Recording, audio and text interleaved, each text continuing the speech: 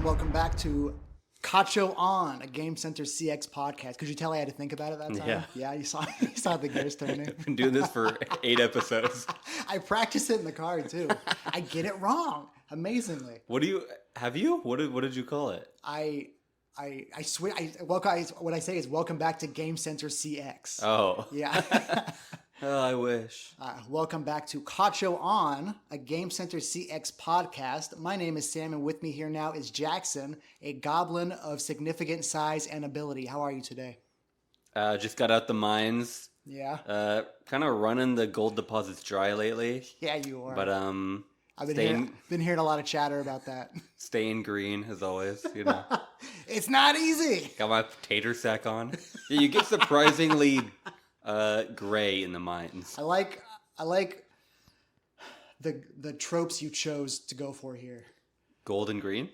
I just like ragged peasant miner. Oh, you know. Yeah. That's what I imagine. Well, when I think of goblin, I think of gold and I think of green. Okay. And to me, where do you get gold? A mine. What, in the damn mines? Yeah, exactly. Yeah. So I guess I don't associate mines with goblins, but I do associate gold with mining and gold with goblins. I see. Ghosts and goblins. 6 degrees of separation. Yeah. Today we are covering season 2, episode 8, episode 9, episode 9, in which Arino challenges Mega Man 2, known in Japan as Rockman 2. Jackson, tell me a little bit about this game. So this is an action platform game developed by Capcom for the Famicom/Nintendo Entertainment System. Came out on December 24th, Christmas Eve, in 1988. Really? Yeah, apparently. Oh, in June 1989 in America. So, I assume we both played this? Oh, yeah. Oh, yeah. We've talked about our love of Mega Man before. And we had it, roughly at the same part in our lives, I think. In terms of age? Or in terms of age, okay. Yeah. 10 years apart as they are.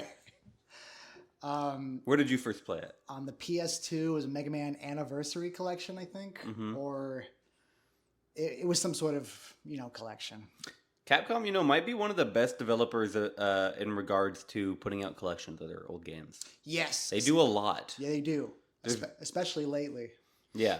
There's been probably, no less than 6 Street Fighter collections going back to, 2000. Right, and that's the easy moneymaker right there. That doesn't impress me as much. Street Fighter? Yeah, we're getting Sonic collections still. Yeah. But it's when they put out stuff, like I told you I was playing Capcom Arcade Stadium, and so I'm playing Vulgus. Never even heard. And yeah, Captain Commando. That's actually a more popular one. Cool. He's in Marvel vs. Capcom too, and he's really bad. 1941, 1942, 1943, 19XX. Cool.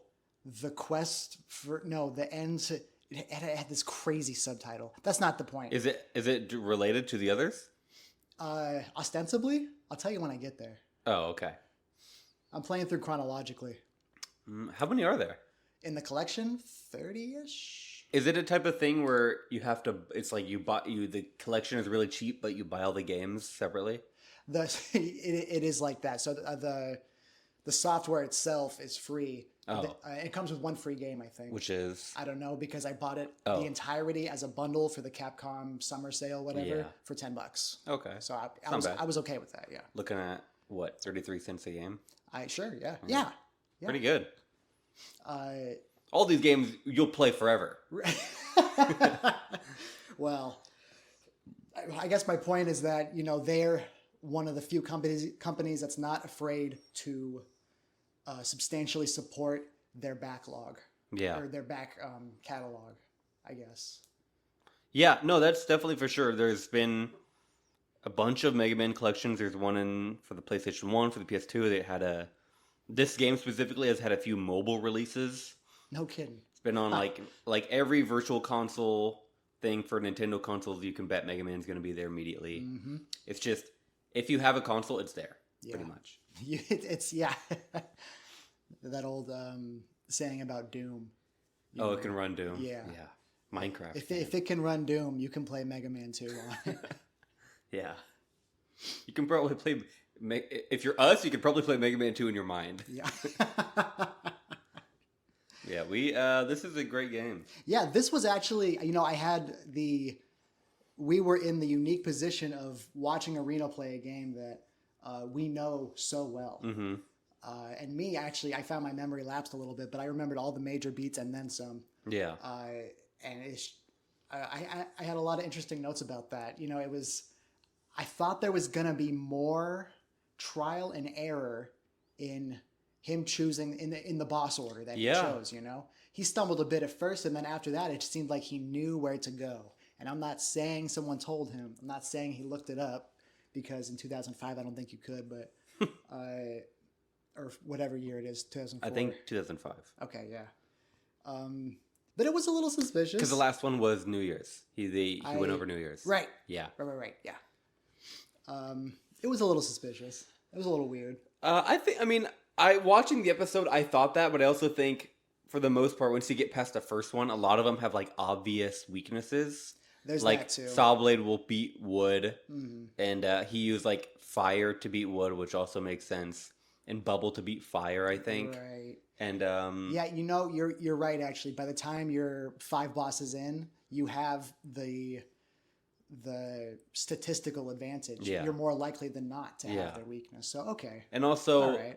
I'd say that where he struggled the most in the standard levels was near the end, right? Which is where the bosses are more ambiguous. When he had almost everything. Yeah. And the bosses' themes are more ambiguous, like Flashman and Quickman. Right. What would be the opposition to that, right? Oh, I guess we should explain how Mega Man works, I guess. Okay, yeah. Yeah. Just for the audience that is like your mom. My mom? She might even know. Yeah, your mom specifically. She doesn't. Oh, okay. I can tell you. I don't know. She knows Pac-Man. Mega Man, the classic series of Mega Man, specifically, the central gameplay loop is designed around you are a little blue robot boy, and you are He has hair. He does have hair. Which is something Areno is surprised by at the beginning of the episode. I always forget that, too. Yeah, the menu of this game, his hair is flowing in the wind at the top of the building. Which, by the way, all-time great title sequence opening. Yeah.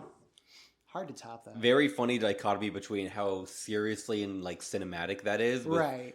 The very goofy little sprite of Mega Man himself. Yeah. Legs spread apart. And then he goes on to fight like Bubble Man. Yeah, Bubble Man and Crash Man. Which, and that's, we often say this about Game Center CX as a show, too. Mm-hmm. It's taking those serious bits and it's taking those funny bits and the dichotomy, as you said, I guess. Yeah. You have to choose in what order you will complete 8 levels, and at the end of them are each a unique boss, upon which defeating you will take their weapon, and you will have their weapon for the rest of the game. Some bosses are weak to other bosses' weapons. Rock, paper, scissors, gun, bomb, fist type scenario. What would gun not beat there? What would gun not beat? Yeah, a rock. A rock. Yeah. Most rocks, I'd say. Or Rock Man. Yeah. As they say in Japan. Yeah. Yes. Which his name makes more sense in Japan when you learn the pun of his other allies. I was just explaining this to my wife. Really? Yeah. Yeah, there's a character called... Because when you're so used to Mega Man from Smash Bros. And just being in the zeitgeist of games, learning that he's called Rockman in Japan comes across as very weird. Especially because what I first think is rock like stone, not let's rock. Right. Which I imagine must be where the name came from. He rocks. He's Rockman. No, yeah, it's all musical stuff. No, but I'm saying, where do you think that name first came from? Maybe before they even thought of a Rush or Roll. Do you think he's he rocks? He's Rockman. He rocks.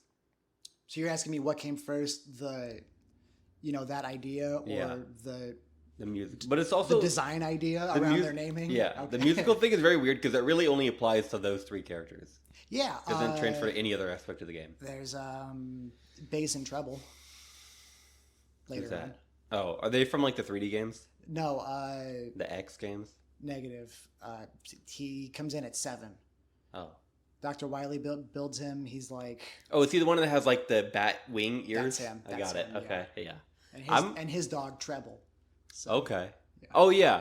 I'm really only familiar with the first 6. I barely played any of the X games. I played a little bit of Battle Network 1 right. on the Wii U. My experience with Mega Man is also the classic series. Hmm. A few X games, and then a lot of Battle Network. A lot. Oh, you bought the collection, right? I did, but I mean, like as a kid, Oh, okay. The gameplay of that is fun. oh god, I love the Battle cool, Network like- series so much. Yeah, Yeah. I talked with my hand, sorry to the listener, but it's like a grid. You can move around and you shoot stuff at your enemy. Mm-hmm. Um, Oh god, we can't even get into all that. Okay, wait. so yeah. You ever played Mega Man 11? Yes. I want to replay that. I remember playing it. I got it for like Christmas the year it came out, and I kind of blasted through it. I'm like, okay. Yeah, it was fun. Was you it? know? But was it good or was it like okay? I remember the visuals just being very middle of the road. They're not bad, but they're not like Yeah. whoa. It's hard for me to say. I don't know if I have an objective viewpoint on it. You know. Yeah, I remember there's one part that was really hard, like in a forest fire or something. Oh, that fucking stage.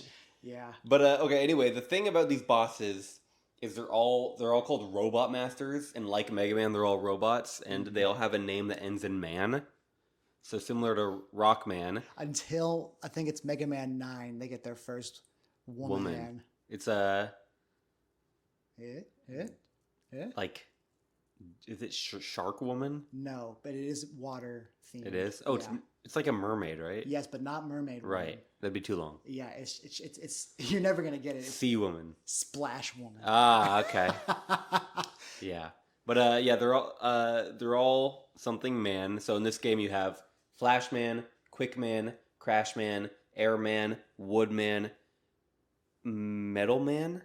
Yes. Is that what it's called, Metalman? Yeah. Bubbleman, and the last one is named Guts or Fireman. No, Heat Man. Heatman. Uh-huh. Yeah. And Steven. But yeah, there's 8 unique ones for all the main entries of the series, which is pretty crazy. But there's also some funny repeats. Like I think Fireman was in the first one. No, Flame Man. I think there's a guy with a torch for a head. Yes, he's number 5 or 6, I think. Oh, But later game. They keep Oh, okay. reusing central motifs. Like, so for example, Fireman was in Mega Man 1, and here they have Heat Man, Mm-hmm. which Areno remarks he looks like a bazooka. Which I remember looking up when I was really young. Not really young, maybe like 13. But like that is what he's designed to look like. A bazooka? Yeah, well, a big 4 rocket bazooka. Oh my god. Like a big, square shaped one. That's incredible. There was like I thought he was off his rocker. All right. There was a good 3 months of my life where I was obsessed with Mega Man. Mm-hmm. I remember I had a giant, not giant, but like a big sketchbook, and every page had a full page drawing of a different Robot Master. I did all of them. That's so one. Before I say the second thing, I need you to know that I think that is one of the coolest things I've ever heard. Okay. Drawing all the Robot Masters. Yeah. I made little comics that were like funny and cute with the Robot Masters. That's amazing. I would have been your friend, man. 2, this says so much about you as a person. Really? Yes. What There do are you- so many aspects of you in that one anecdote. What, getting obsessed with stuff? That is one of them. Yeah. Yeah. For a period of roughly 3 months. Yeah, that's really true. Yeah. But yeah, they reuse stuff like that. So Fireman, Heat Man, Flame Man. Which I have to imagine, you might think, well, yeah, after a certain number of games, it's going to be hard to come up with new ones. Mm-hmm. But they're also kind of running out of ideas pretty quick. Yeah. The first one had Guts Man, which So is a strong the guy. the first game which had 6 Robot Masters. Oh, did? Those notwithstanding, because they have no excuse. I don't remember when exactly they started this. Maybe after Mega Man 3, maybe after Mega Man 1. They took in fan suggestions, Yes. and those were the Robot Masters. I think in 2. In 2, They yeah, okay. mention it in this episode. Yeah. Yeah. Because in the manual, it shows which ones are designed by fans. Is that what it said in there? Yeah. I Oh, think okay, Heatman, yeah. I think he brought up Heatman because it was a fan-designed one. Right. Yeah. Why else would he have said that? That's an excellent point. Yeah. But they're all really cool. They'll have the same face. So we yeah, they do. We could give Capcom the benefit of the doubt here, but also they did make Gutsman, and they made in the first try. Yeah.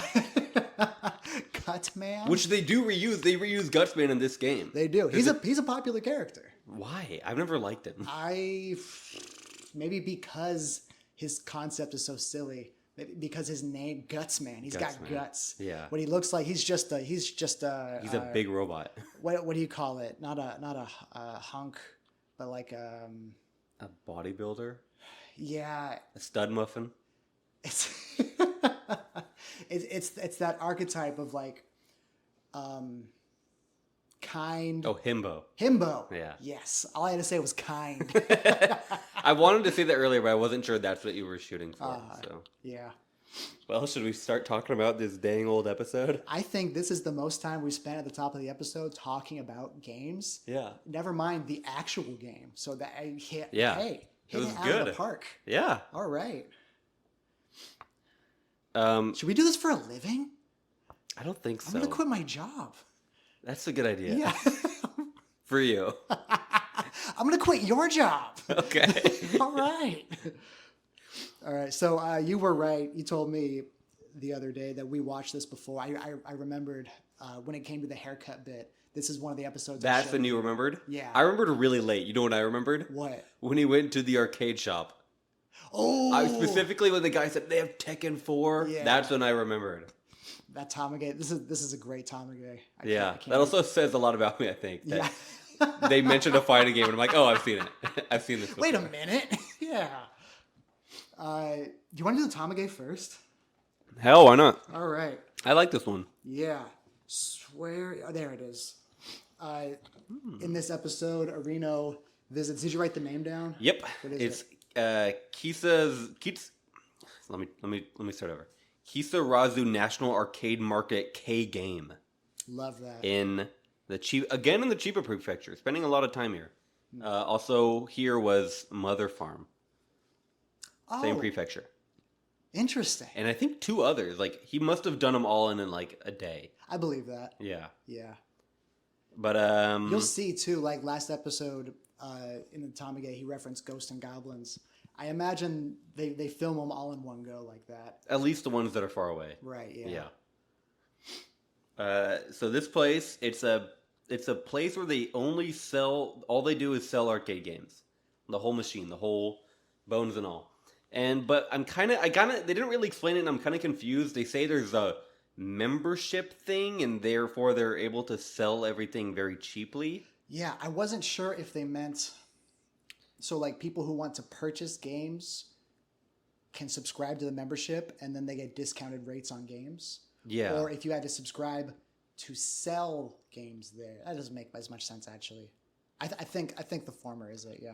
But I'm confused on how that still lets them sell it for less. Do you think you have to sign for a certain number of months or something on the membership? Well, yeah, they don't have to make all their money from the sales. They're getting They're getting money from membership fees as well. Okay. So that tracks. I wrote that this is literally what the afterlife looks like for me. And I thought that all the way up until the bit where Reno remarked that all the games are at the same volume. and then I heard it and I got a headache immediately. So speaking of that, do you know you want to know something funny? Always. So the second that was such a cheap attempt at humor. And I'm so sorry. I'm sorry to you. I'm sorry that everyone who has to listen to that. I'm so that sorry. was a perfect canned laugh. I've been holding it in for a while. Okay. All right, Mr. Laffy. Tony Hinchcliffe. All right, Laffy. All right, what is it? What is it? They're the second installment in the Guilty Gear series, Guilty Gear X, and all of its sequels, like X, not all of its sequels, but all of its sequels to that game, like additions to that game. Like Final Fantasy X2, for example. Yeah, more or less. I'd say more akin to like Street Fighter 2, Street Fighter 2 Turbo, Super Street Fighter 2 Turbo. Oh, okay, yeah. Because they couldn't, that's how they updated fighting games. But Street Fighter, or Guilty Gear X, to make it stand out, a lot of the sound effects for moves are very, very loud. Specifically, the protagonist, Soul Bad Guy, a couple of his moves literally clip the audio. Oh my god. They're absurdly loud, and it makes me laugh every time. That was just because if you were in an arcade, you could hear him scream Volcanic Viper and a giant explosion clip over it. That is clever. Yeah. That goes back to what we were talking about last episode about ways that games and game designers can reach out into the real world, you know? It's not exactly it, Yeah. but I think that's interesting. It definitely would fuck with your opponent's ears. Yeah. Because they would want Nothing the fight else. to be over Yeah. ASAP. Especially in an arcade where you can't adjust the volume. I know. Imagine that. You're just like, you're wincing and leaning away from the cab as you're playing. We had the opposite problem at round one, at our local round one, when the Groove Coaster machine was too damn quiet. Remember that? Yeah. That was a mostly visual game for me. Hated that bull crap. Yeah. Or you would like, because it has the buttons, you would lean over Right. and like Yeah. squint at the screen. Yeah. Let me hear this. It did have a port to plug in your own headphones though. Yeah. I brought them once. Really? Yeah, but I got too like, I don't Self- like not knowing what's going on behind me. Yeah. And so I don't know. Yeah, I got weird about it. Especially that place gets busy. Yeah. All right. So this is an arcade shop. They sell stuff for really cheap, but for whatever reason, they're not allowed to show the price. Right. Presumably part of the membership thing.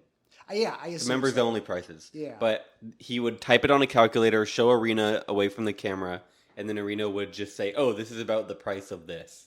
But that didn't help me because I don't know the prices of any of these things. A, in general, and B, 20 years in 2005. ago. Yeah. He was shocked at how cheap all the arcade games, like the proper ones, so to speak, were. Yeah. You know, cabinets and joysticks and buttons. Mm-hmm. Uh, Sit down Japanese style Sega Astro cabs. exactly. Yeah. And God, I wish shit like that was still that cheap, dude. Yeah. Well, maybe if you get a membership. Yeah. You know what? Wait a minute. Yeah. Let's go to. We're going to the Chiba Prefecture. Let's go to K Game. Wonder if it still exists. You know, I normally look into this stuff, but I did not look up if this still exists. I'm legitimately going to do it after this. What was I getting at? Oh, yeah. But when they moved on to a different section of K Game, which appears to be a giant warehouse sectioned into different parts, Yeah. they moved into this giant room full of like analog games that win prizes, arcade games that have physical peripherals that aren't just a joystick and buttons, you know? Should we explain what analog game is? What that is for the viewers? Yes. The listeners. So I think I said that one episode, and I don't know if that's an actual term. I said that a couple episodes ago, but I definitely got what you meant. yeah. Yeah. That is, they don't have like a screen and probably not like a proper computer you're interacting with. I would say the best example is like pinball games, where you're not, telling a thing on a screen to move around. You're pressing buttons that manipulate the paddles, and the paddles are manipulating a ball that's hitting real stuff that actually exists.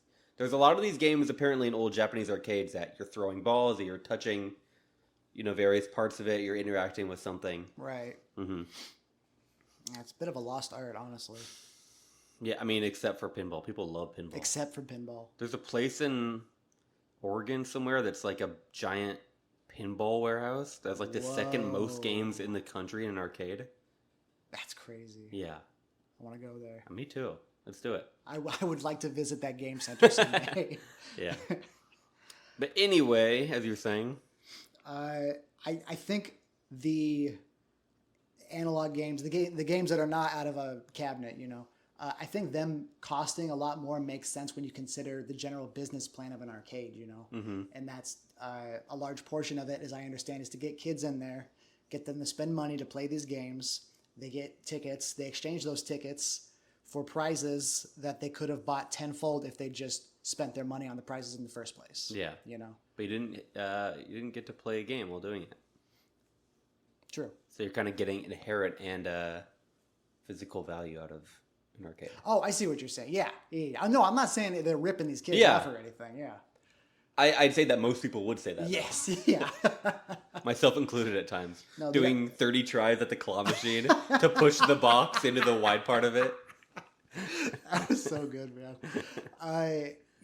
Arcades are an experience, and an experience that, is in danger, to be honest with you, in this day and age. A lot of them are even shutting down in Japan. Oh, man. I know. One of the biggest like most hoppin' arcades for fighting game players in Tokyo shut down like last year. If fighting game players can't support this, what hope is there?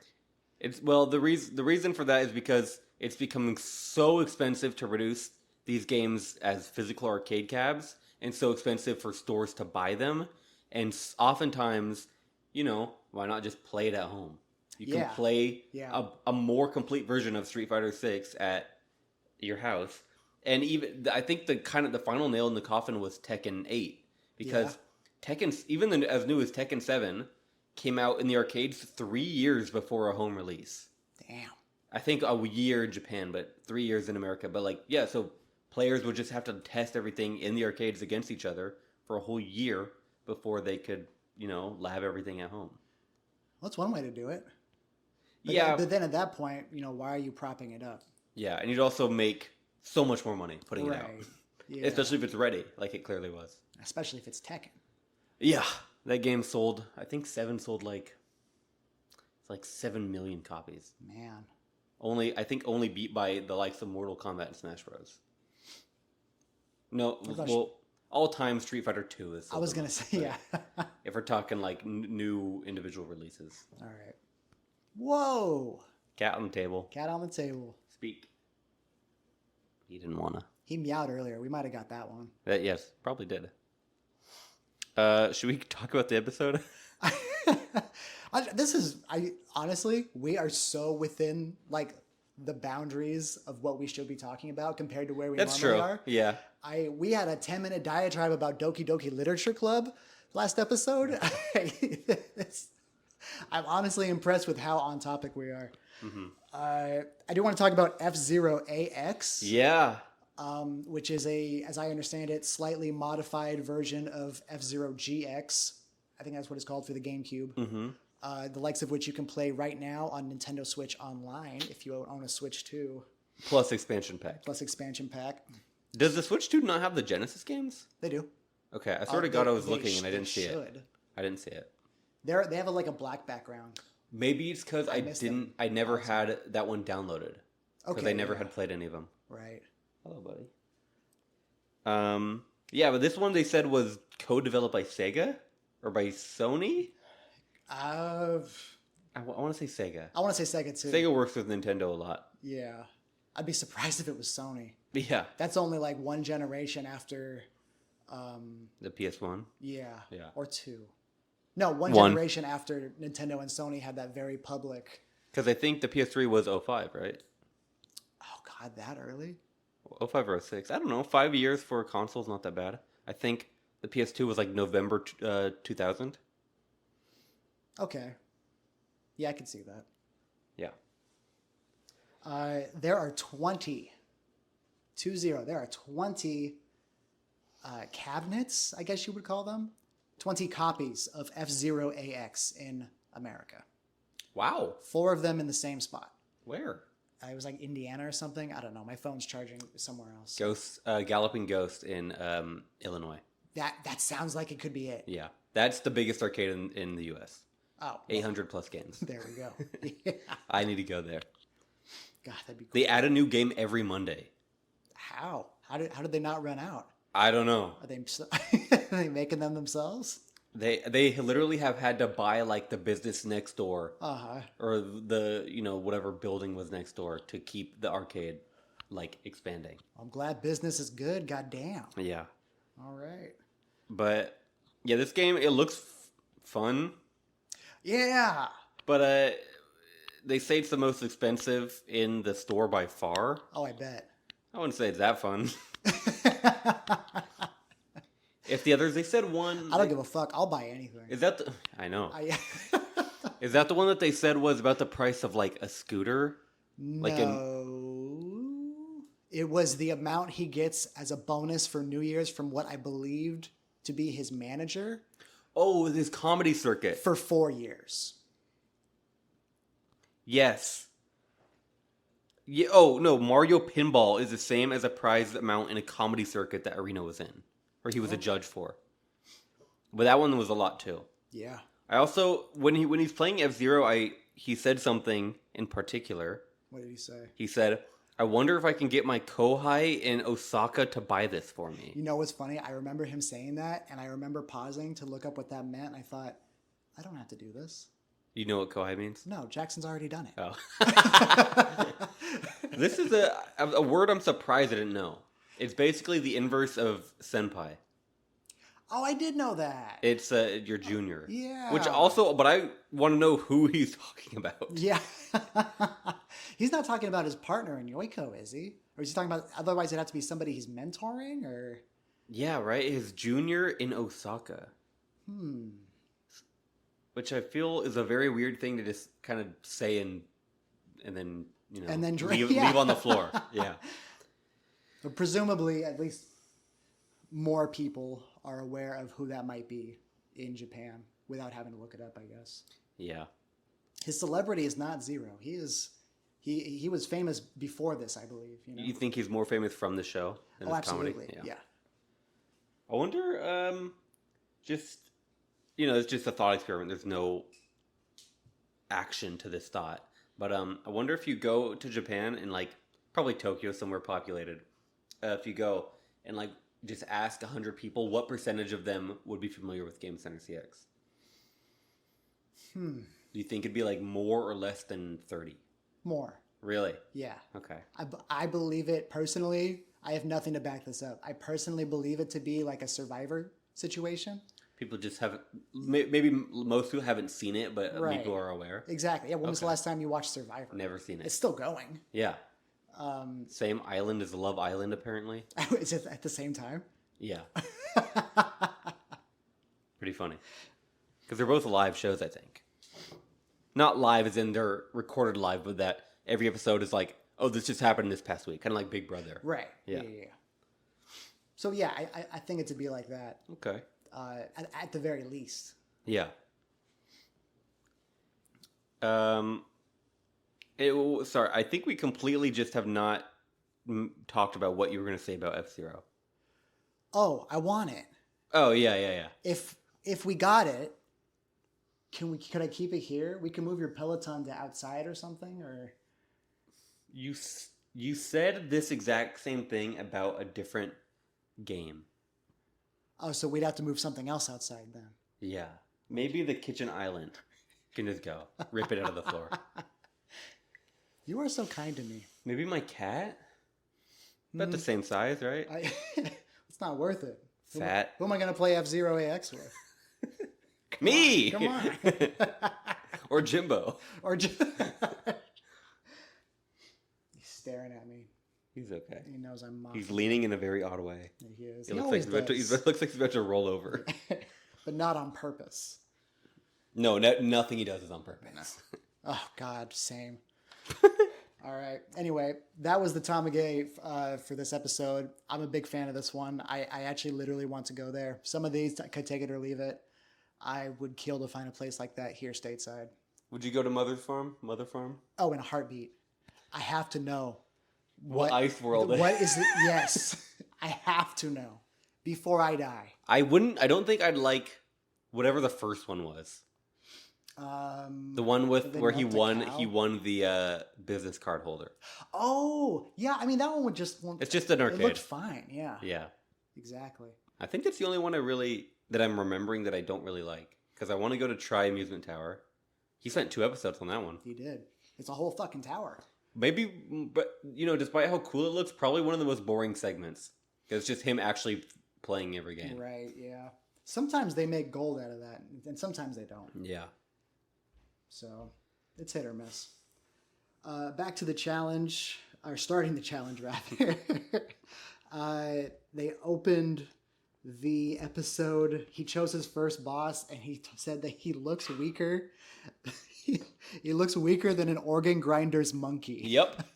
Is this a reference to something? It is. Besides, it is Wait, besides what? just like in the image of an organ grinder's monkey. No, but apparently that's the saying. Oh my I god! had stopped me in my tracks and I had to Google it immediately. But I looked it up And even after knowing what it means, I still don't think it applies to the situation. My God. I think it's because he said it about the first boss he chose, right? What was it? Woodman. Yeah. Which he ended up having to back out on. But True. the organ grinder's monkey is basically the same as like, just like a little. It's like a, how they say, you know, oh you're a little monkey that like, as in like, oh, you're a little slave that does stuff for me. Okay. All right. Yeah. But it still doesn't make sense, right? Yeah. And I wrote Very maybe interesting. Maybe it's like just an attempt to anglicize a Japan-specific joke or reference by making a Western-specific joke. This episode translated by TV Nihon. I forgot. Who could forget? Yeah. Oh, you mentioned the hair thing very loosely at the start. Yeah. Yeah. What do you mean? What? You just said when he said the thing about his hair. Oh. Which that is. Yeah. His kind of goal for the episode is to beat it. They make some weird flub, I think, in the subtitles, but he says, "Oh, it's 10 a.m. now, and I need to be done at 7 p.m. because I have a hair appointment." But then throughout the course of the episode, they say he's trying to beat it within 12 hours. And you know, the math doesn't really add up there. That's island time, brother. So yeah, he has to leave for a haircut. He eventually does not make that haircut. Mm-hmm. I'm saying this now in an attempt to get away from how we chronologically dictate the episode. Yeah. And we got so many clock appearances. I was counting them. It was like 3 or 4 times they passed the clock to Arino.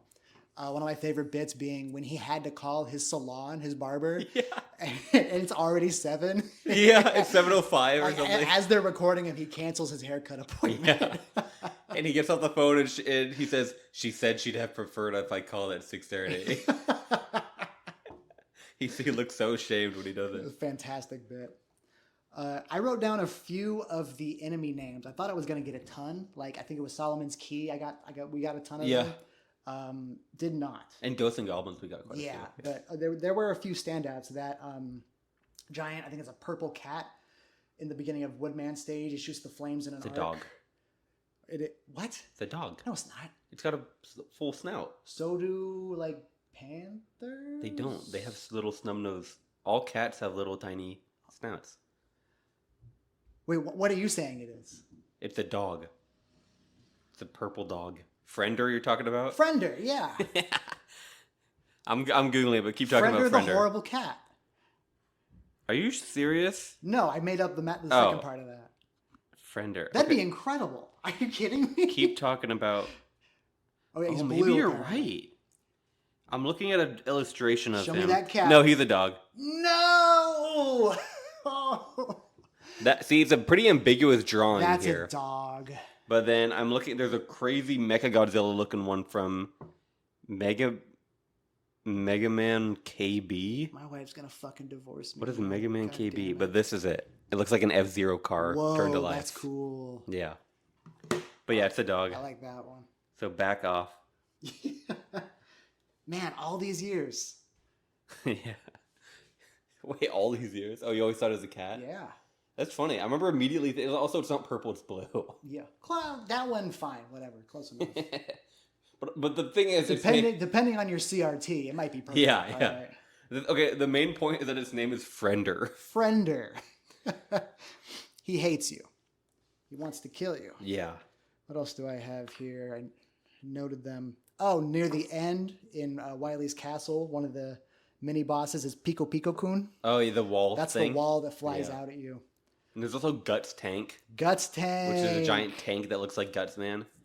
Love that. There's little cans with eyes that spin around and fly that I think are called like Nonoko or something. In where? I want to say Metal Man stage. They start as like a stack, but they can also fly around. Yeah.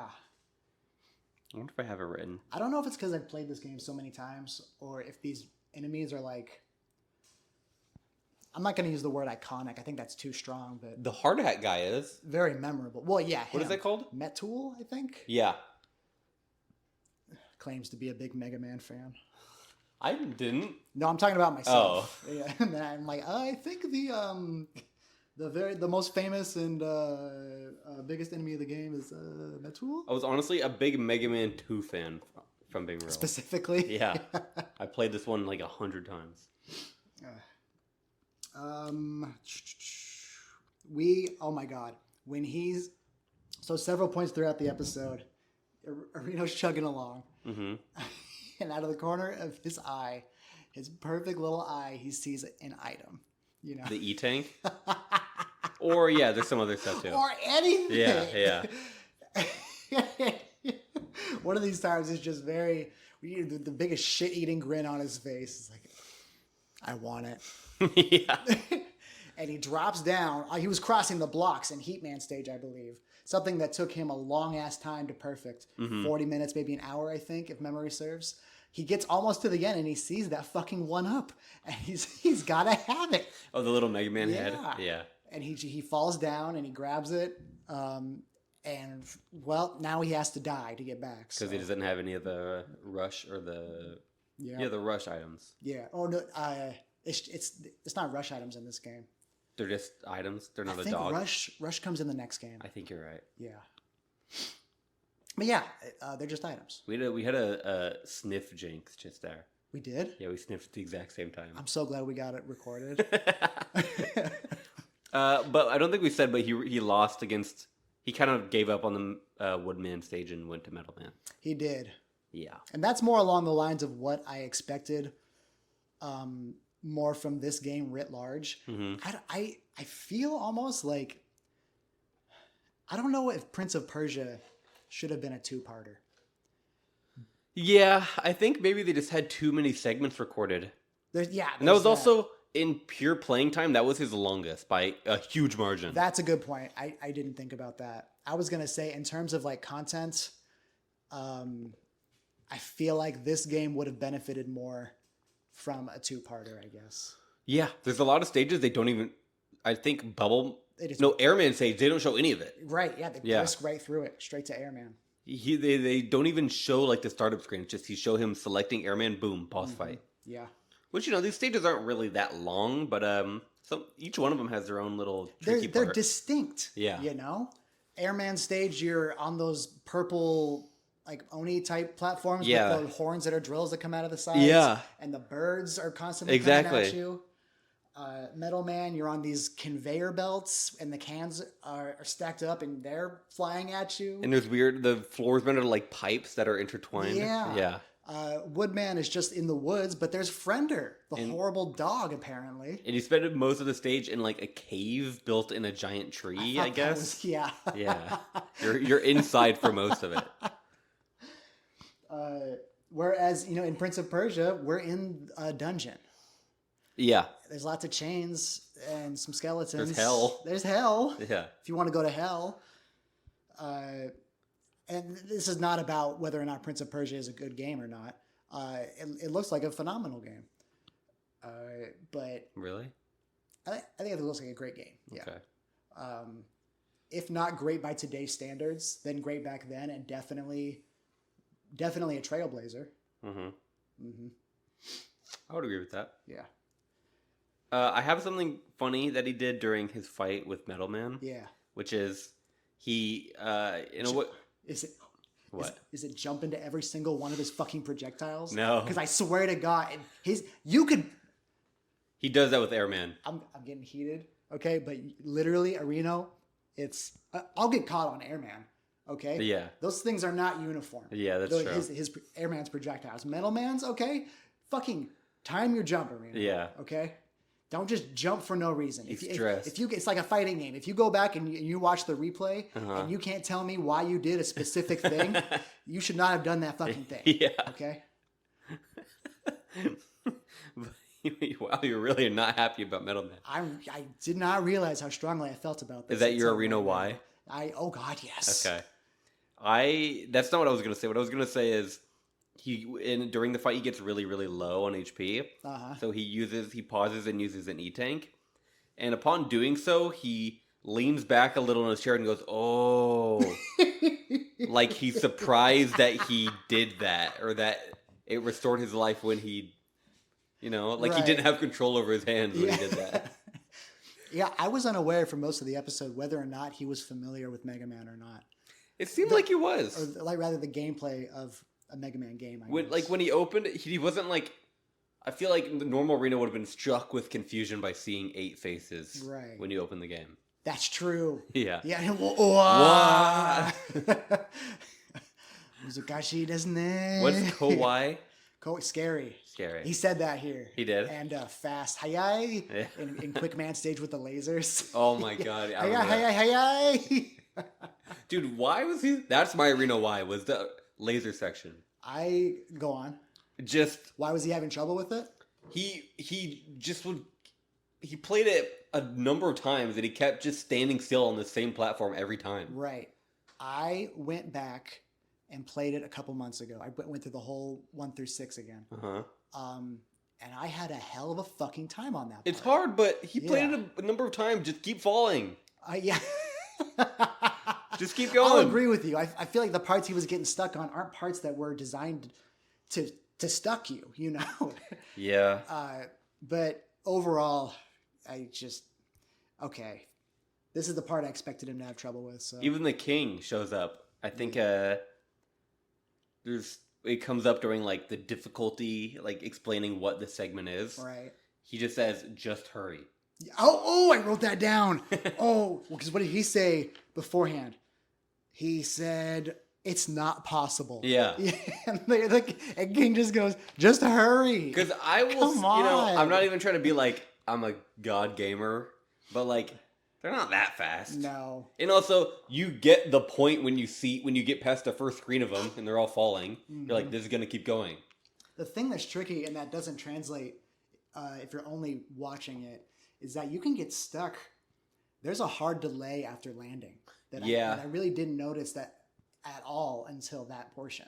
But you get the benefit of the slowest screen change in the world.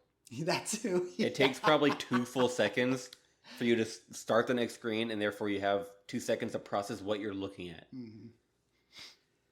I'd agree with that. But Sasano does it for him. Sasano for the win. First try. This was his biggest like aura farming moment ever. Honestly, he says, "Can I get a life? We get. Did you notice the block I did this text? time. I even went back and and he blazes through the laser section, pauses the game, gives the controller back, and it says here, and walks away.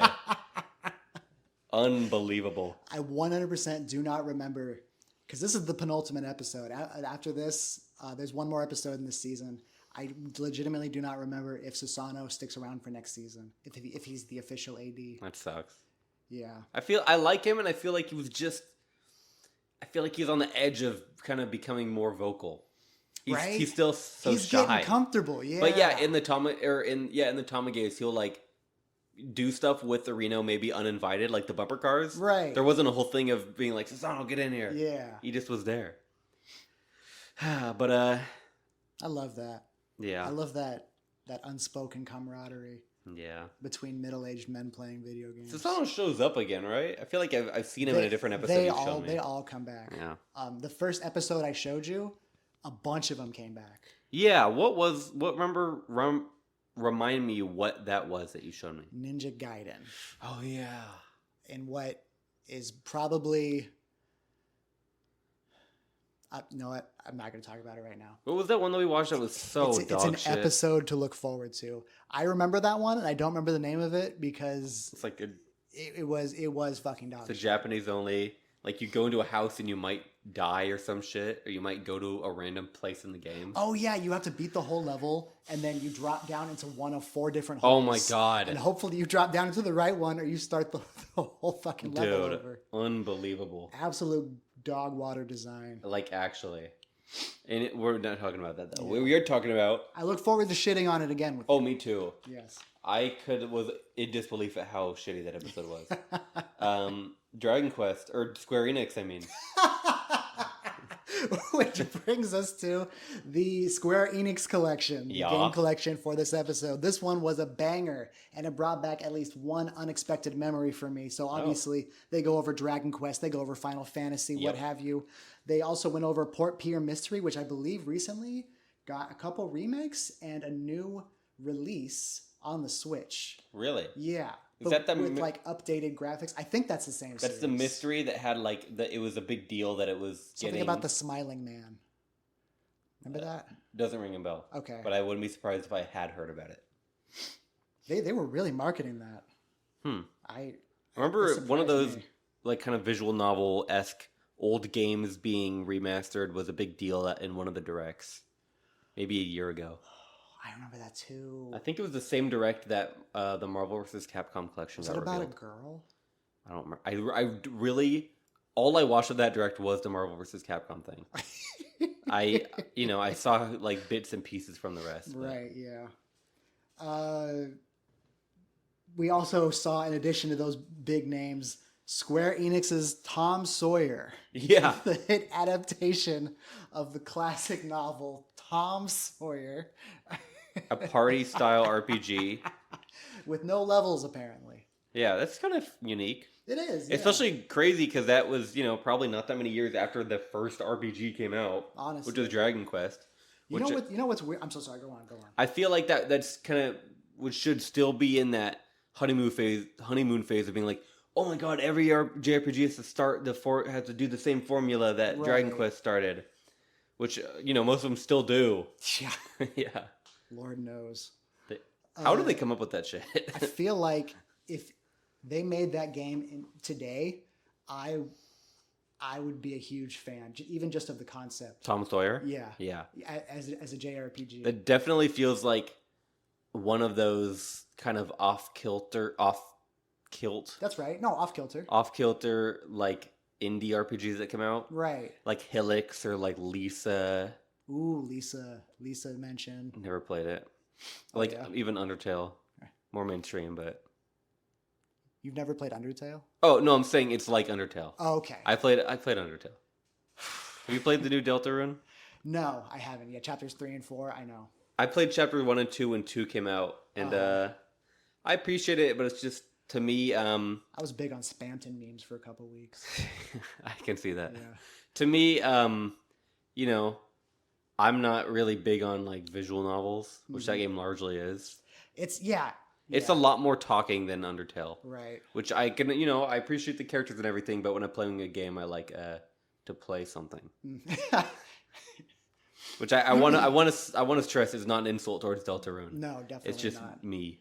I also want to stress he doesn't think that it's an actual visual novel or closer to a visual novel than another genre. Yeah, I just that was for the sake of hyperbole. Right. Okay. I vouch for you there. Yeah, no, I'm not that dumb.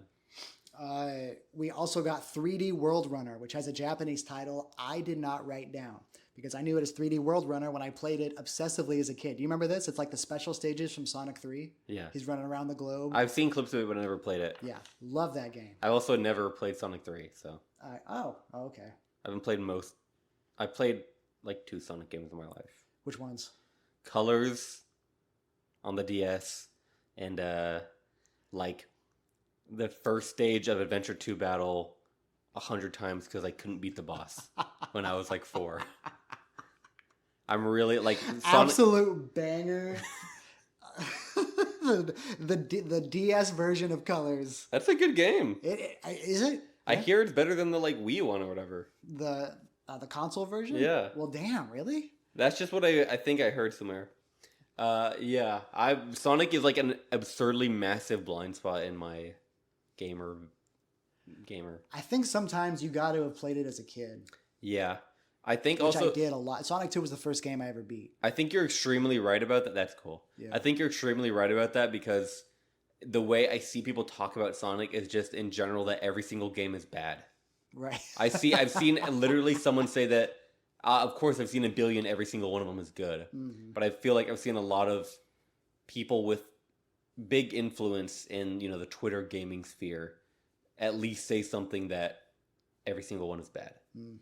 Not about a generalization, but I've seen an instance of every single. I know. People are like, "Oh, the Black Knight is actually good," right. and then a billion people saying, "No, it's not." Yeah. The Werehog one is actually good. A million, no, it's not. Right. Yeah. People saying, "Well, at least everyone loves Sonic Adventure 2." It's like, yeah, but have you played it recently? It sucks.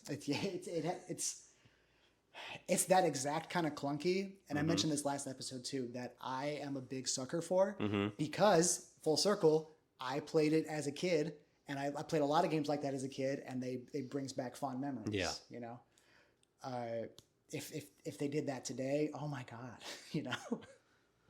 And also, I know you like Frontiers, Uh-huh. but having seen a good amount of it on this like YouTube channel I used to watch, and then remember laughing because I remember people would say, "Oh, it's Sonic's Breath of the Wild." Oh my god. So let me distance myself from that statement completely, and also let me say I think That was just upon the initial reveal. right. I think the criticisms of Sonic Frontiers are valid. Yeah, it's a huge world, and yeah, it's pretty empty. Yeah, You know. I think the boss fights look cool. They have that cool song. Yes. The boss fights are cool. Mm-hmm. Very Shadow of the Colossus type deal. Yeah. But no, I totally get that. Yeah. And also I think even more so that comparison is funny if you're me, because I also have harsh criticisms about Breath of the Wild. Oh yeah. And I still think that comparison is funny. Oh man, I'm gonna make the grown-up choice to not dig further into that. One, because I think it'll take too long, but two, I think there's probably a better episode we can get into that. Yeah, I just really quick. Sure. I just think the world is a little more boring than people say, and I think it's a poor Zelda game. Ooh, I like that. I'm a sucker for the traditional Zelda. I like formula. that a lot. Yeah. I think it would have been awesome if Pokemon basically existed in that world, because that is the upgrade it needs. That's a fantastic sentence. It needs to escape that formula so bad, in the way that Zelda needs to go back to it so bad. Right. And we got onto this from 3D World Runner. That was 3D World Runner. This game looks funny. There was one thing I wanted to go over. What was it? Did I not write it down? All I have from the collections are Dragon Quest, head. Tom Sawyer, and Final Fantasy 1. Yeah. I also got the Saga series, which I only wrote down. Oh, It's yeah. been in my peripheral for a long time. Saga. But they just did a DLC with Vampire Survivors, so I've been learning a lot more about About it. Saga? Yeah. What? I know, Weird. crazy, right? They just be throwing anything at indie games now. Well, it's like Dave the fucking Diver, you know?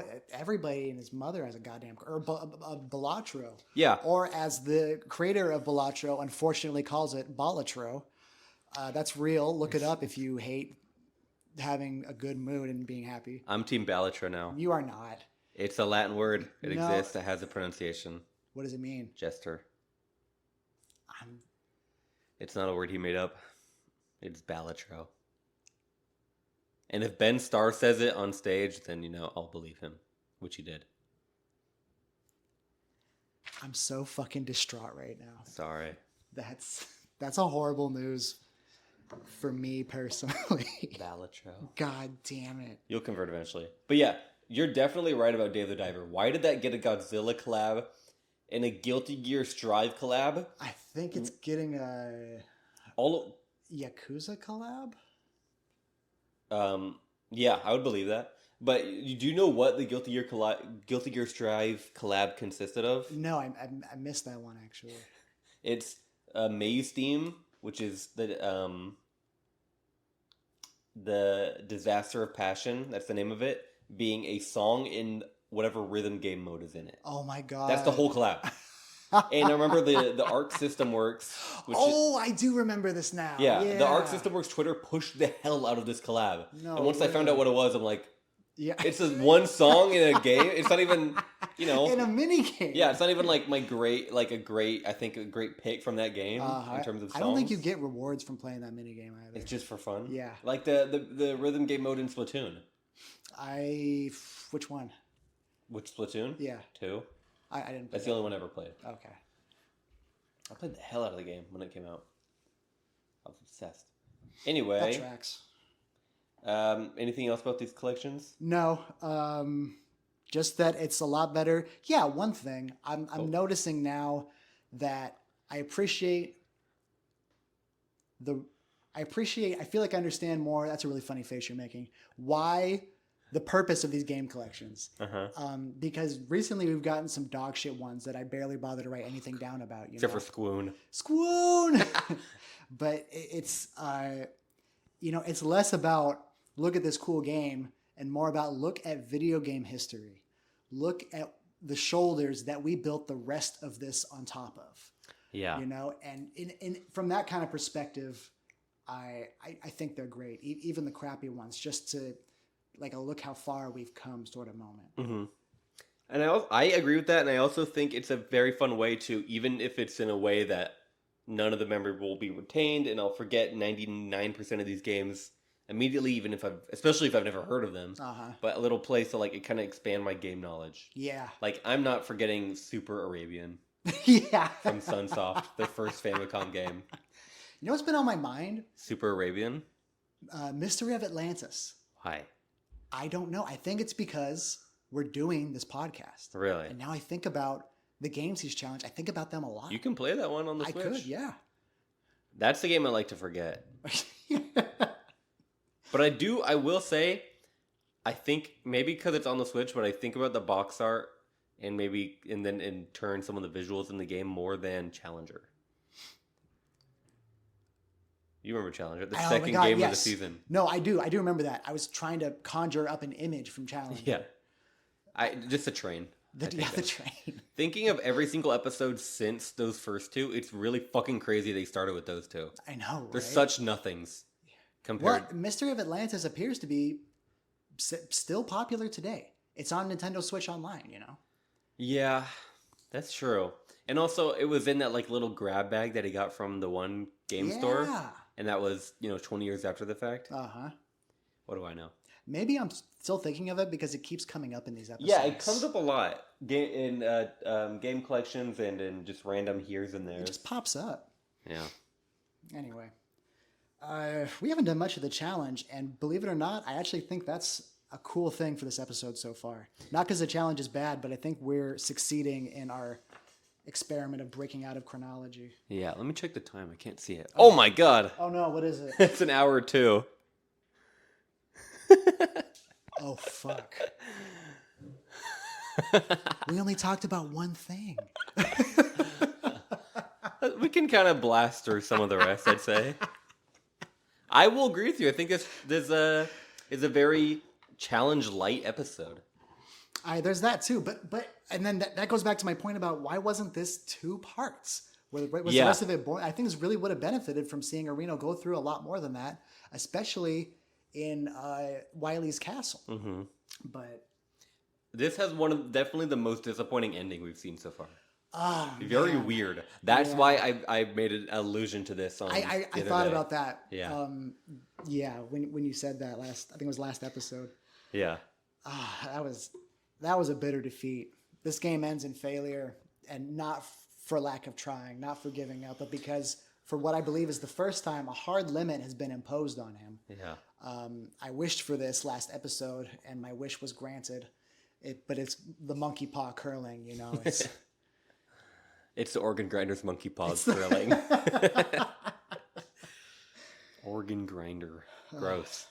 Man. Do we want to talk about the interview? Yes, in a little bit. I want to get back to the challenge for just a little bit. He got stuck on the blocks for an hour. Oh yeah, that's right. The Heatman blocks. Yeah, dude, that first encounter with them, where it's the pillar with the 2 blocks that appear. He looked so stupid. He really had no clue what was going on. Yeah. Something came up. The game introduced Dr. Light, apparently known as in Japan as Dr. Wright, parent who birthed Rockman. But also Dr. Wright. I know. I think that's just a very cruel decision on the TV Nihon's part. Because it literally is the same shit in Japan. Oh, yeah? R's and L's? Oh, I see. Okay, yeah. Yeah. Yeah. Like, there is no distinction. Funny thing about that, there's a My Hero Academia character that is either, I think officially in English translations, he's called Lock Rock. But due to his name, he could be called Rock, Lock, or Rock. They're all right. What character is this? He is during the arc, the Overhaul arc. You know who Overhaul is, right? Guy with the bird beak. So no, I guess I'm not that far then. Okay. It's with, Eri. She's the girl with the horn, the little girl. No, Really? I'm not that far. Oh my no. god, okay. I think they just met All for One for the first time. Wow, that's crazy. Because that's after the Overhaul arc is when I stopped reading the manga because I was caught up Yeah. in 2018. Whoa. That's when this happened and I read it. I can't. I'm too busy playing Street Fighter World Tour. I only have 5 characters left to master. We're getting way off track again. Wait, like they're max? Yeah. Oh my god. Who? Including the DLC? Shit. Now, okay, we're doing this. All the DLC characters are done. Oh my god. I Any you didn't like particularly? I hate fighting against Rashid. Yeah. I think that's probably a universal thing. He was second at Evo last year. Yeah, bet. His level 2 is just a killer. The giant tornado he spawns. I'm trying to think of him in my head. I ended up liking Aki. Okay. Oh, Akuma. You like Akuma? No. Oh, you don't like Akuma? I didn't have fun playing as him. He's tough. Felt like a clunkier Ryu or Ken. Yeah. Maybe not clunkier, but deliberately slower. Yeah. And I couldn't Slower? couldn't get behind that. If not slower, then maybe more delay between. Something felt off. I know exactly what you mean, but I think slower is not it because he has one of the highest walk speeds in the game. Oh, okay. No, not like movement, but His game plan. it feels like there's additional, and I could look this up easily. It feels like there's additional frames, more than most characters, after Akuma's moves. Yes, but he hits hard. Yes, and that's the trade-off, right? He also has more knowledge needed. Like his Tatsus don't hit on crouching opponents. Mm-hmm. His standing heavy kick won't hit on crouching opponents. His Tatsus are act weird. He has demon flip. But that, on the flip side, when you know how those tools work and you can use them, they are suffocating. I bet. Yeah. Yeah. M. Bison was fine? Or did I really like him? I don't remember, actually, at this point. He's kind of a brain dead character. I did all the DLC characters first. That's cool. Isn't Ed in the subway? Oh, I love Ed. He's cool. Yeah. His kill rush, where he's dash forward where you can uppercut after. Yeah. That's cool. Okay. Okay, yeah. Mega Man 2. Mega Man 2. Let's see now. He got really lucky with Quickman as his final kill. If he had to go through those lasers again, I believe he killed Quickman first or second try, just trying weapons, and he didn't even get to the intended weapon. He just used Crashman, right? Right. Yeah. But he had good sensibilities, and he timed it right. So hey. Is Quickman the one with the really weird shaped arena where it's like? But I think a couple of them have that. Oh, they do. Flashman has it as well. Yes, I think I'm thinking of Flashman. Which boss is the one that Flashman just one shots? Is it Quickman? Quickman takes away half his health or maybe more. Oh, okay. It's not an instant kill. That's probably what I'm thinking of. But it's enough. Yeah. Yeah. And that's what I'm talking about. He didn't even stumble upon it. Mm-hmm. Or at least not that we saw. Did you hear that weird chanting during a really sad moment? No. No, I did not. It was like from his crew? No. That would have been amazing. In the game? It was like monks, and it was like music to accompany like a somber moment, like he failed somewhere. Okay. I can't picture it. Okay. Well, maybe I'm just going crazy. All right. Let's do the interview, and then we'll do Wily's Castle, I suppose. Yeah. Cool interview. I like that he was still from last week, meandering around Konami. Mm-hmm. He's just lost it's like a backrooms type situation. He's just talking to whoever's working there. It is weird the way that he comes into these interviews. He's always walking through the hall going like, cool. And then he sees someone sitting at a desk in a corner. Yeah. You're like, oh, are you this person? Are you in timeout? Are you okay?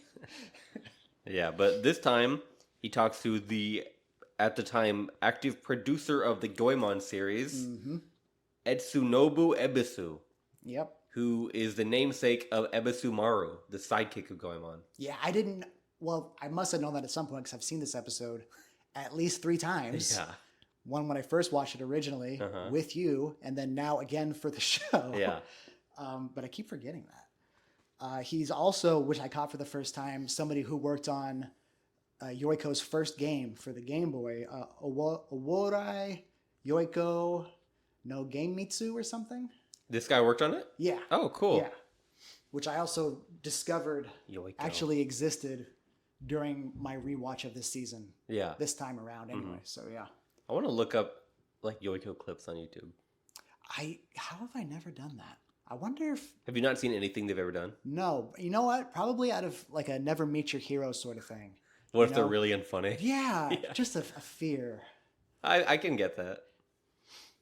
Because I've been watching those guys since I was a teenager. So Right. what do you know about Goemon? You know, I didn't realize there were this many games. I before this Yeah? episode, I knew there were at least 2. The only one I was familiar with is Mystical Ninja starring Goemon on the N64. Right. Yeah. And not because of the Nintendo Switch or anything. I watched this YouTube channel play all the way through when I was in like 7th grade. That's really cool. Yeah. Yeah, it's a much bigger thing than I had thought as well. It's huge actually. 32 games out of when this as of when this episode aired in 2005. Right, and that's got to be less than 2 decades, right? Well, maybe 2 decades, Yeah, maybe like maybe like 22 years. but that's more than one game a year. Yeah. Oh, way more than. Yeah. That's like almost 1.5 a year. Yeah. Maybe more than that. That's crazy. I liked what he said about when he develops games. You know, he focuses on the fun, and he focuses on. He used a different phrase, but essentially the player experience. Yeah, I think he said doing right by the player or something. in what a game is. No, not what Oh, a game okay. is. I'm fucking baffled by that. Me We'll too. get to that in a second. Me too. Yeah. I think that's a good mindset to have, a good philosophy. I think, and I think it's always been like this. I think sometimes people who make games, I think, I don't want to say this. For a lot of people, it's just money.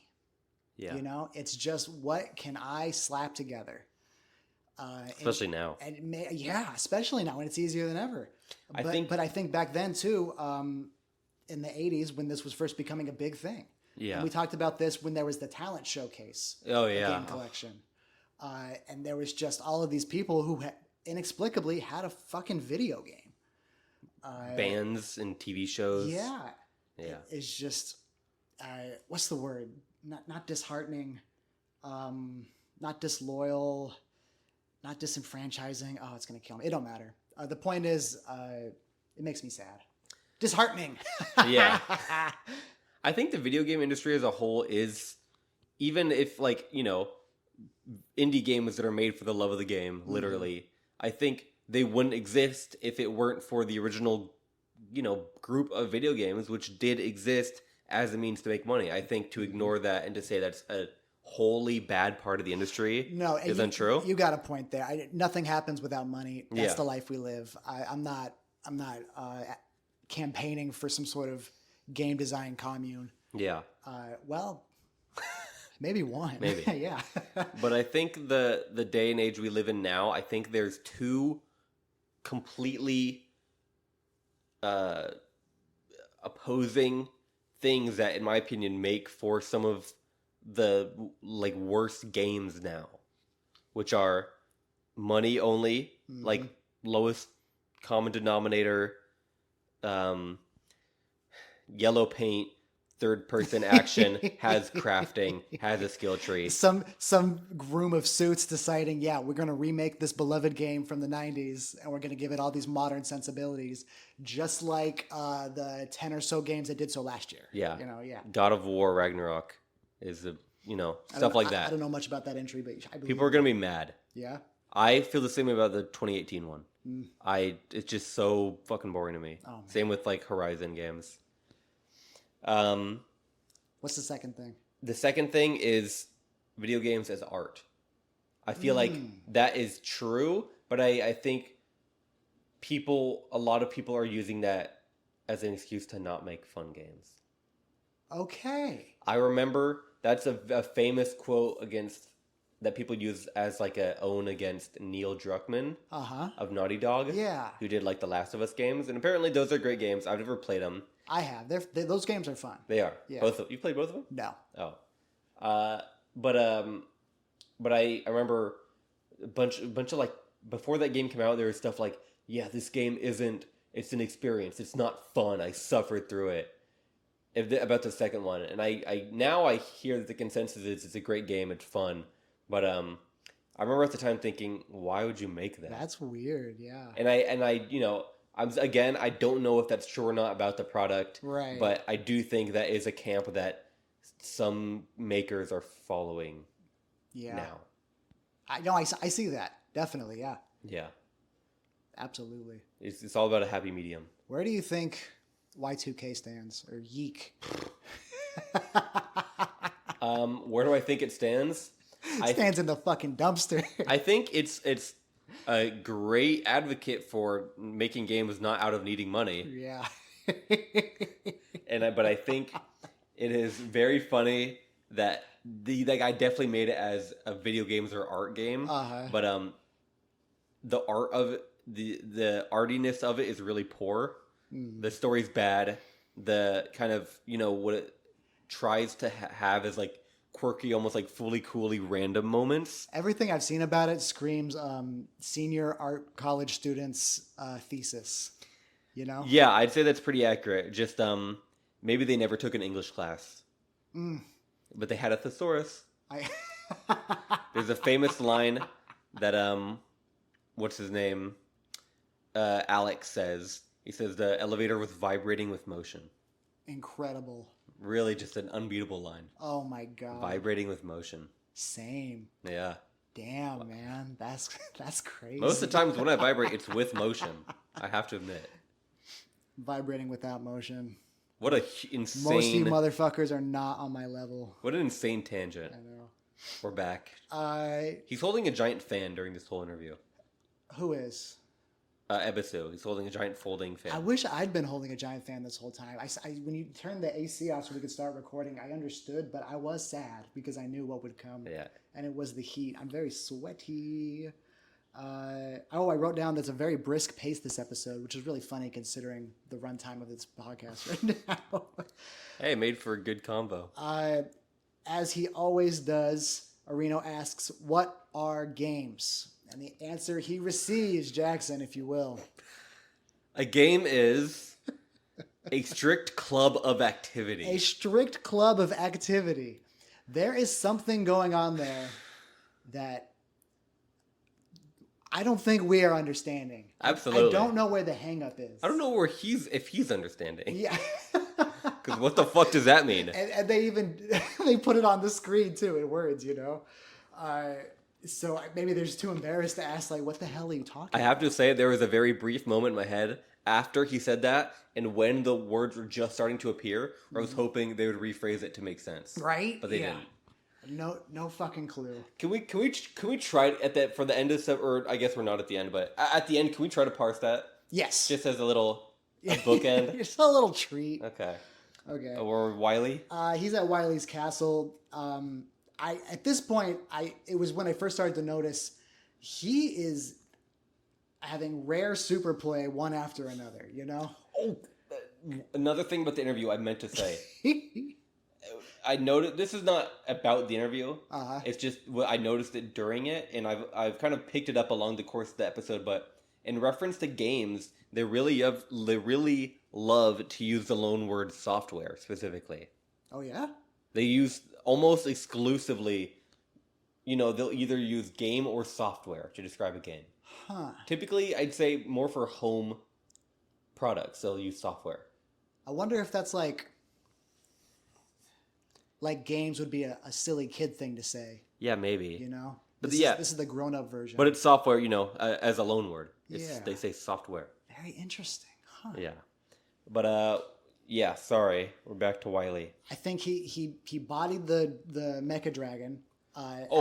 After he managed to get through the jumps, Dr. He took Wily. down most of the Robot Masters, honestly, in one try. In the boss rush? Yeah. Yeah. Which I'd say... Oh, especially in the... I mean, even going through the first 8 originally. Most of them were one try. yeah. Uh, I'd say the boss... This is one of the easiest boss rushes in any game, I think. yeah, I would agree with that. Especially when you have Metal Man's weapon. Yeah. Almost everything is fucking weak to that to some degree. I love how strategic he is right here, too. And this is why it was so disappointing that eventually down the line he did not win this challenge, because he's killing it in this castle. He's up against Pico Pico Kun, the wall that will fly at you and kill you. And he's developing, master strategies. Yeah. He's using those bubbles to find the holes in the floor. Yeah. Really smart. He has a strategy set with Susano, which, by the way, I wish we could have seen more of that. Those are some of my favorite bits. Me too. With the whiteboard and everything. There's a really scary drawing of Mega Man's head on the whiteboard behind him. That, yeah. For those who are listening who haven't watched the episode, it's going to be the social media promotion picture. I took a screenshot of it when watching this episode. Outstanding. Just stuff like that. And then he gets to Wily, Mm-hmm. and he can't get the arc right, It's the same arc of this fucking beam every time. It's the same arc as Fart. It's the same arc as Friender had. Come to Yeah, think of it. yeah, pretty just a little faster, I'd say. Yeah. But it's a single beam, not even a trail. It's not even a trail. And he fucking loses to Wily a billion times. That killed me. When he's doing the hidden holes in the ground with the bubble segment, Uh-huh. when he first falls in it, he goes like really, really sharply. He gets actually scared, and then he giggles. It's funny. He's invested. He's awake. Yeah. He's not just clocking out near the end of his shift. Yeah. He's in it to win it. But when he gets to the Wily boss, he passes 12 hours. Yeah. And they impose a hard limit on him. They say, "This is your last try." He promptly gets bodied again. Uh-huh. Upon which he asks for one more try. Yeah. And they say yes. Yeah, they do. I think he just kind of went for it. It was because I'm doing it. I'm doing it. I'm really doing it. Yeah. And he got further than he ever got. For a second, I thought he was going to do it. I didn't think he had a chance. Here's honestly how I thought it was going to go. I thought he was going to beat the first phase, and I knew there was 2 more phases after that, including the infamous alien. The front of the Wily machine breaks Yes. down. You see Wily. And You it's shoot the different. metal blades. Yeah. And then he's an alien. Mm-hmm. Or then you fight an alien. He looks like Gigas Yeah, yeah. from specifically Earthbound 1. Classic. Looks different than the second one.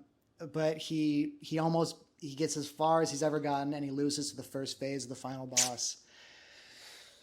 AG. A heartbreaking failure. Yeah. That's okay. Victory wouldn't taste as sweet if he won them all. Yeah. Part of this ride is not knowing how it's going to end. I think that's a big draw for the show.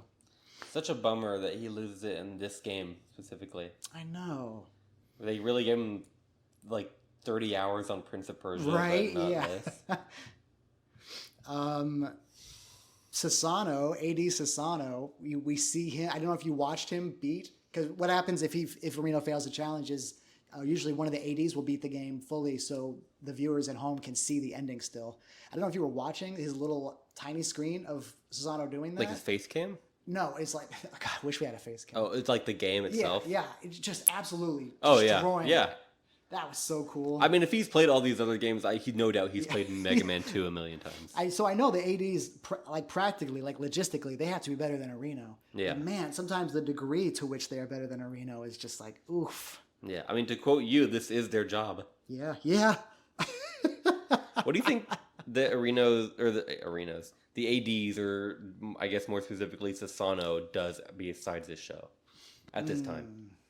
I think he still works for Fuji TV in some capacity. Yeah, okay. I think these people are pulled from Fuji TV staff That makes sense. to fill this slot, so to speak. You think every year they'll be like, does anyone here love video games and are good at them? And are young? Yeah. Are they all young? That I remember. Okay. Yeah. I think that's part of it too. They have to be Yeah. They have to be his junior. exactly to contrast against Areno. Yeah. He's only like 30 at this time. Right. There's Areno's tearful last try. Yeah. And the episode ends, and the king gives us a password, and it's 4126. But whoever the hell that means. What? Does he? Yeah. I didn't even catch that. That was like the first like password. I think the rest were like passphrases. Huh. But oh yeah, also there's another ad for this book. It's getting republished. I was thinking, and maybe we talked about this already, but I paused it to look up the book. We can get it cheap, by the way. How cheap? You didn't buy it then and there? How the fuck would I read that book? We have talked about this. Yeah, okay. Then I forgot about it and realized it as I was looking to buy it. I'm like, what the fuck am I gonna do when it gets here? I think it's I'm more. gonna Google Lens the whole damn thing. I think it's more of just a cheeky thing to have. Oh, well then, yeah, I do want it. It's like a coffee table book. Yeah, okay. How? Well, I almost asked how big is it as if you had it. I have to imagine it's like pretty small. I don't think it's massive. You know how manga is smaller in Japan because it's meant to like fit in your pocket. I didn't know that. Japanese volumes of manga are pretty small. Huh. But I was kind of imagining that. But I guess we will find out. A little pocket. Okay, yeah. That'd be a fun thing. That'd be a fun thing to buy and then like make a video of to go on YouTube. I like that. Okay, I'm back on. I'm Okay. back in it. If you buy 2, I'll pay you back. It's like I think the coffee I brought you might have been more expensive. Oh my god. Well, maybe not. You got a small. Do we want to talk about I want to put your coffee order on blast. It's a small iced white mocha. That's the Jackson special. Yeah. That's what keeps his gremlin energy thriving. Do I have gremlin energy? You tell me. You're the one who just said it. I'd say I'm too tall for that. Well, it's like an elf situation. Meaning what? You weren't born a gremlin, but the gremlin king raised you. How is that an elf? Oh, like the movie Elf. Yeah. I talking about like high elves. Like, Lord of the Rings elf. No, man. You think my dad is the gremlin king? I am not saying anything for or against the gremlin properties of your father on the record. Thank you. Okay, we're at almost an hour and a half. Do we want to talk about a strict club of activity? I think a strict club of activity, the closest I can go. I want a shirt that says it. Let's make it. I think the closest I can think of is... Dude, shirt design I thought of. Yo. Cacho on logo, like left chest Is front. it peeking out of the pocket? No. Okay. Big text on the back. A strict club of activity. Oh, Why is that that's so kind of good. fire?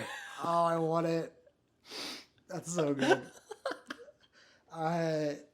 It's like a actual literal, not like weapon club, but like a club, like we all belong, like a culture. Oh, like club. Yeah. A strict. Oh, as in it's strict in that you have to be a gamer. But it's a strict group of activity being gaming. Yes. It's a strict culture of gaming. They're not playing soccer. Yeah. They're playing gaming. They're playing Mario and Sonic and Pokemon. They got Mario on the mind. And Legend of Zelda. That's the best serious guess I have. What is it? A strict club of activity. It boggles the mind, man. A strict club of activity. I wonder if a Google search would click. Did you Google this? I just Googled the phrase strict club of activity to see if it was somehow some crazy Japanese saying. You're on like a watch list now. It's No, I just couldn't find anything. Oh you would have been on a watch list besides that. Well. Yeah. A strict club of activity. Club of activity. Uh-huh. The of is really fucking me up. It's crazy. A strict club of activity. We should make him tell us what he meant. Etsunobu Ebisu. Come on the show. It's, Can you say come on the show in Japanese? Ooh, no. Okay. I cannot. Well, I think come. Oh God. I think the verb come. I know you do. Oh no. I know you think come. is key or is that go? No, that's iki. Or is that do? No, do is she. Is shimas. Ikimas is to go. Kimas is to come. Okay. So it'd be show. Uh-huh. Podcasto wa. No, podcasto o kimas. Okay. Kudasai. Thank you. And as we end every episode with Sugoi. Oh, is that your new catchphrase? That's such a good one. Oh my God. Better than smell you later? Oh, I don't think anything's going to beat that Jackson original. Yeah. No thanks from Gary Oak for that one. All right, we're closing it out here. Next episode, season finale. Oh yeah, what is it? Mario. I think Super Mario Brothers 3. And if I'm right, they take a special trip to somewhere to play this game. It takes place outside of a challenge. What? Room. I know. I love this game. It's crazy. I might be wrong though. Oh. All I remember is it's Mario. I love that game. Got Mario 3. on the mind. It's an all-timer. When you crouch behind the block and you go behind the level. That blew my fucking mind. Dad showed me that when I was a kid. Blew Your my dad fucking showed you? mind. Yeah. Damn. My dad used to be cool. Damn. All right, smell you later, folks. Bye.